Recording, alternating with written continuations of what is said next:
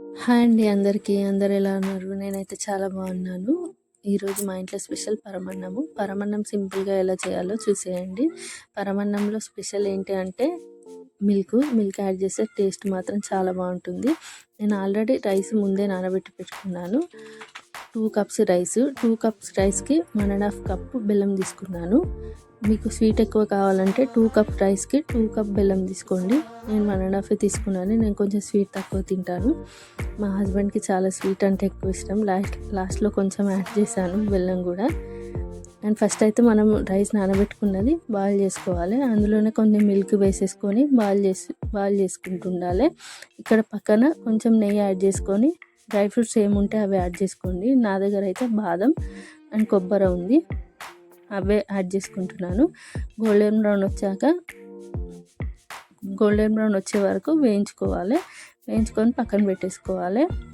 మనము ఇక్కడ బెల్లం కూడా పక్కన మరిగించుకోవాలి. అది మనకు పాకం లాగా రెడీ అయినాక బెల్లం వడగట్టుకొని ఇందులో వేసుకోవాలి. వడగట్టుకోవడం ఎందుకంటే అందులో ఏమన్నా డస్ట్ ఉంటే పోతుంది. వడగట్టుకొని వేసుకోవాలి. కొంచెం టెన్షన్గా ఉంది, కొత్తగా స్టార్ట్ చేశాను కదా యూట్యూబ్, భయంగా కూడా ఉంది.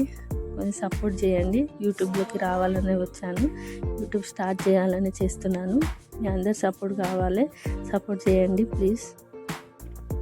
బెల్లం కరిగినాక ఇందులో వేయాలి. బాయిల్ అయ్యేటప్పుడే బెల్లం వేయాలి, బాయిల్ అవ్వకముందు కాదు. మిల్క్ అండ్ రైస్ బాయిల్ అయ్యేటప్పుడు బెల్లం వేసుకోవాలి. ఇక్కడ రైస్ చూడండి, 2 రైస్ పాలు మరుగుతున్నాయి అండ్ బెల్లం కూడా రెడీ అయిపోయింది.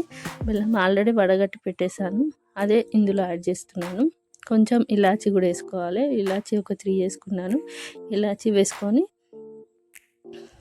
లాస్ట్లో మనం వేయించుకున్న డ్రై ఫ్రూట్స్ వేసేసుకొని కొంచెం లాస్ట్లో గీ వేసేసుకుంటే మన పరమన్నం రెడీ అయిపోతుంది. మేమైతే బెల్లం అన్నం అంటాము, మీరేమంటారు కామెంట్ చేయండి. సపోర్ట్ చేయండి ప్లీజ్. సబ్స్క్రైబ్ చేసుకోండి, లైక్ చేయండి. మీరు సపోర్ట్ చేస్తేనే ఇంకా వీడియోస్ చేస్తాను. అండ్ బాయ్ అందరికీ.